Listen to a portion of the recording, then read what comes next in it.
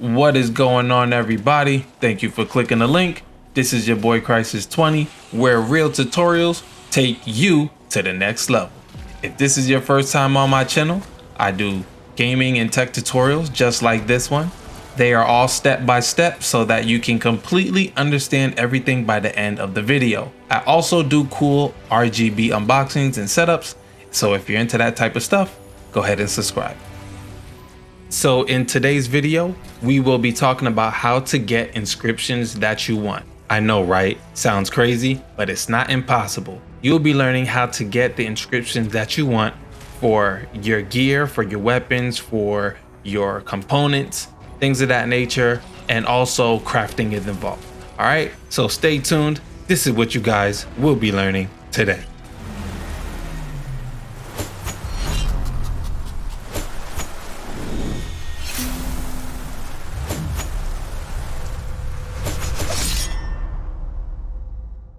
If you need people to play with, or if you guys want to join me while I'm online and play with me, you definitely can. I'm on the Xbox. My guild, if you want to join my guild, it's Crisis Legion Elites. I'm on the Xbox, KLE for short.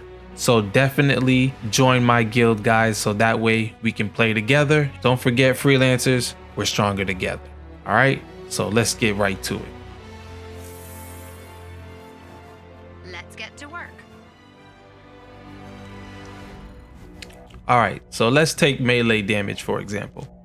What you want to do is keep the inscriptions that you want, okay? When it comes to melee weapons, I was looking for inscriptions with melee damage on them. So I got this one. This one's 2% melee damage. And then this Searing Blast I have is 7% melee damage. And then when I got the legendary version of Searing Blast, I got the roll that I wanted, which is 70% melee damage. So that is what I was aiming for. Another example. Let's go with a weapon this time. Let's say Divine Vengeance.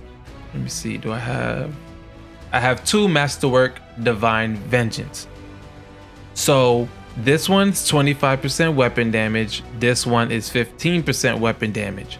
I was trying to go for weapon damage because it doesn't make sense to have a weapon that doesn't have weapon damage in the inscription. So I was trying to look for something of that nature. Again, when I got my legendary, where's it at? When I got my legendary, boom, 25% weapon damage, and along with the others. Okay, so Anthem somewhat listens to what inscriptions you need or what you're trying to look for. Yeah, there is some RNG in there. You're not going to get it on the first roll all the time, but you're going to get your roll. Now, what happens if you're not looking for weapon damage, or you have a couple of Masterworks that does not have weapon damage in them? So then I would look to craft. I have Divine Vengeance here. So I will go ahead and I will craft.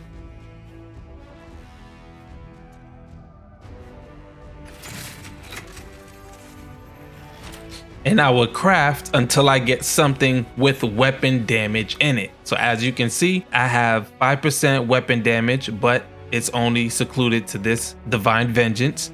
And also it has 5% damage.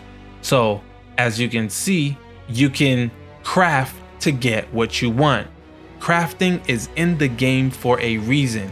I know a lot of people don't use crafting and they might think it's senseless or there is no reason to do it because you're gonna get a bunch of drops during the game. No, this is for the inscription part. You craft to get the inscription that you want and you hold it so that when you do get the legendary of the same type, you have a higher percentage of getting the inscription that you want. If you get a legendary that doesn't have your stats and it's probably not what you're looking for, go ahead and salvage it. Unless you want to keep it because it has an inscription that you want on it, then that's up to you.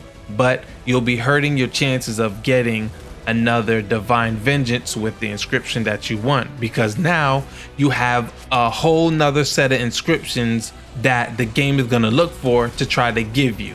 So in order to avoid that, you salvage whatever inscriptions, masterwork, legendary, whichever ones you're not going to use, and salvage them. You want the game to know, when I get a legendary, I want to get the highest possible chance to get the inscriptions that I want. That is what I did, and that is what works. Remember guys, crafting is key as well. Don't ignore it. Last example. Let's try token of the pupil. All right, so it looks like I have one token of the pupil. So as you can see, I have a 15% support recharge, and then now the legendary version of it, I have 40% support recharge with ultimate speed. So that's a plus.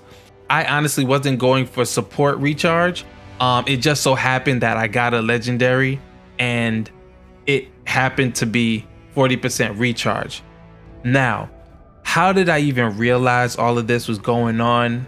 One day I sat down and I just looked at all of my components that was the same, and I realized a trend. I realized that when I have masterworks of a certain particular inscription, that it will try to get me that same inscription in the legendary form. And I was right countless times. I'm just showing you different pieces of gear that obviously you can see what I tried to do in my ending result. That is how you get the inscriptions that you want. Now, I want to make sure you guys was really listening. Welcome to the K20 poll. What did I say that will help you get a better percentage when it comes to inscriptions? I'll leave a card in this video. Select A, B, C, or D for your answer. And I know you might run into some inventory problems because you're going to be getting a lot of gear and you're going to be doing a lot of crafting and a lot of getting the right inscriptions. So I have a video on how to properly manage your inventory. Go ahead and take a peek at it, guys, because I give you guys really good techniques on how to manage your inventory. You know, stop hoarding. Click on the video right here to take a look at it. Thanks for watching. This is your boy Crisis20, and I'll catch you guys at another Anthem tutorial. Peace.